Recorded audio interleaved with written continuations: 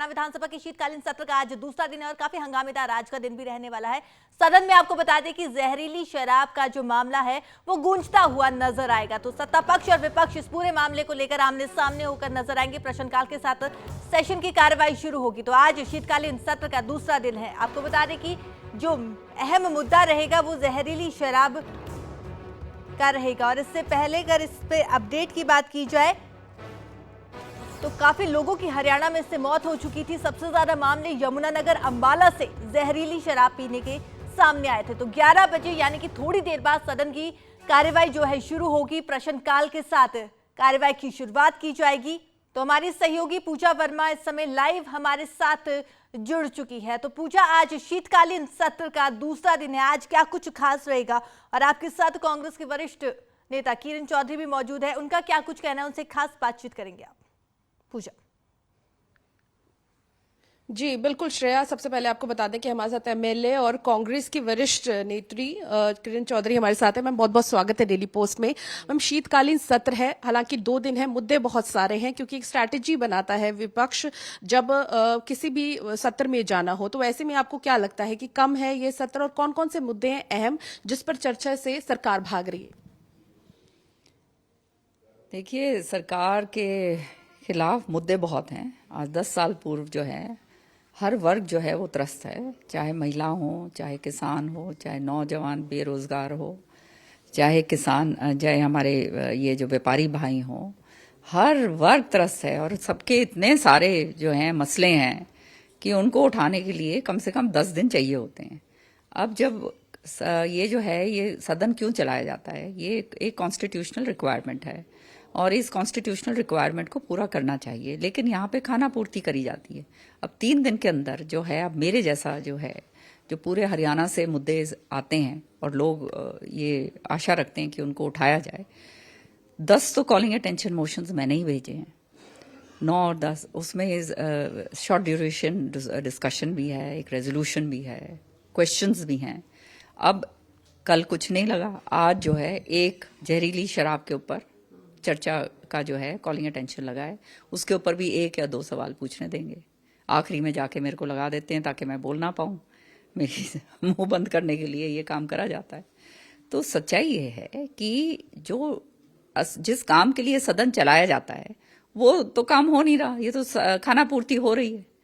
आज हालात ये हैं कि लोग जो हैं हर तरीके से दुखी हैं, त्रस्त हैं। वो मसलों के ऊपर अगर सरकार संज्ञान ले, विपक्ष का काम क्या है कि विपक्ष जो है वो मसले लेकर आए और सदन पटल के ऊपर उनकी चर्चा करी जाए और सरकार उनका समाधान निकाले। जो सरकारें ये काम करती हैं उनकी वाहवाही होती है, पर ये सरकार तो सुनने के लिए ही तैयार नहीं। तो उसका नतीजा आज आप देख ही रहे हो कि इतना ज्यादा जो है, चाहे बेरोजगारी का आलम है, हमारे नौजवान बच्चों का 75% जो है, इनको विश्वास दिलाया गया था कि इनको वो दिया जाएगा, इनको रोजगार दिया जाएगा प्राइवेट सेक्टर में। वो तो शुरू से ही हमने कह दिया था कि ये तो कोर्ट के अंदर स्टैंड ही नहीं करेगा क्योंकि दिस इज नॉट कॉन्स्टिट्यूशनल। तो कोर्ट ने स्ट्राइक डाउन करा है। अब आप क्या करने जा रहे हैं उन 75% के लिए जो आपने वायदे करे थे इतने सालों पूर्व? 10 साल हो गए हैं, तो वो कहाँ जाएंगे बच्चे? आज हमारे बच्चे जो हैं जबरदस्ती पलायन कर रहे हैं, बाहर इलीगल तरीके से जा रहे हैं, अपने जो हैं जमीनें बेच बेच के जा रहे हैं, बूढ़े बुजुर्ग यहाँ पर रह गए हैं। तो क्या रह क्या गया है? बिजली जो है उसके आप इतने मोटे मोटे बिल जरूर दे रहे हैं, बिजली आती नहीं है, उसके ऊपर आप नॉन एनर्जी चार्जेस आप अलग से लगा रहे हैं। तो पानी जो है उसकी व्यवस्था आप नहीं कर रहे हैं, लोग टैंकरों से पानी पीते हैं, 700 रुपए जो है वो हर महीने निकलता है। महंगाई का आलम इतना है कि हर तरीके से आपने हर तरीके से घेर दिया है। जो ये जो है गैस का सिलेंडर आपने इतना महंगा कर दिया है, तो लोग जाएं कहाँ? हर एक की जेब के ऊपर तो ये एक किस्म से डाका ही डाला जा रहा है ना। पेट्रोल डीजल इतना महंगा हो रहा है, जब आप कच्चा तेल सस्ता खरीद रहे हैं और उपभोक्ता को जो है आप महंगा बेच रहे हैं, तो ये कहाँ का वो है? तो ये सारी बातें जो हैं विपक्ष ही उठा सकता है ना, और विपक्ष को उठाने का जो है मौका दिया नहीं जाता है। एक एडवर्टीजमेंट भी आपने देखी होगी, 10,000 नौजवानों को इजराइल भेजा जा रहा है फॉर कंस्ट्रक्शन वर्क्स। इस फैसले को कैसे देखते हैं जबकि जिस तरह की हालात वहां पर बने हैं? वो युद्ध क्षेत्र है और युद्ध क्षेत्र के अंदर आप जानते हो कभी भी कुछ हो सकता है। और खास तौर से जो उनके खुद के बाशिंदे नहीं है वहां के, उनकी कैसे देखभाल होगी? आप ऐसी जगह पे हमारे बच्चों को झोंक रहे हो और हमारे बच्चों को जाने के लिए मजबूर हैं, क्योंकि यहाँ पर खाना पीना मतलब दाल रोटी के लाले पड़ रहे हैं, इसलिए बेचारे जा रहे हैं। नहीं तो अपनी जान को जोखिम में डाल के कौन जाता है। लेकिन ये सरकार का ये आलम है। एक मैम, बिजली की बात आपने करी थी और ये खबर भी सामने आई है कि टैरिफ नहीं बढ़ाएगी सरकार इस बार। आपको लगता है कि ये सिर्फ महज चुनावों के लिए है या लोगों की भलाई के लिए? क्योंकि हमने देखा था कि आम आदमी पार्टी ने एक बिजली आंदोलन भी हरियाणा में चलाया था। देखो, ये तो जो है चुनाव आ रहे हैं ना, इसलिए अभी सारी बातें करेंगे। इन्होंने किसानों को प्रॉमिस करा था 2023 में आय दुगनी करेंगे, पूरा हुआ क्या? इन्होंने प्रॉमिस करा था हम बेरोजगारों को रोजगार देंगे, पूरा हुआ क्या? 2 करोड़ नौकरियां देंगे हर साल, 20 करोड़ नौकरियां होनी चाहिए थी। अब आपने करा? आज हरियाणा के अंदर बेरोजगारी का आलम सबसे अव्वल दर्जे पे, नंबर 1 है हम बेरोजगारी के अंदर। फिर आप जो है ये आपने वायदा करा था महिलाओं को कि आप उनको धुएं में से निकाल देंगे, आपने उनको 1150 रुपए का सिलेंडर दे दिया। अब चुनाव के टाइम आप 200 रुपए नीचे कर रहे हैं, समझ रहे हैं ना? तो इस तरह के वायदे जुमले आपने करे थे। 15 लाख रुपए के आपने दिया क्या? 5100 रुपए जो है आपने पेंशन का वायदा करा था, आपने दिया क्या?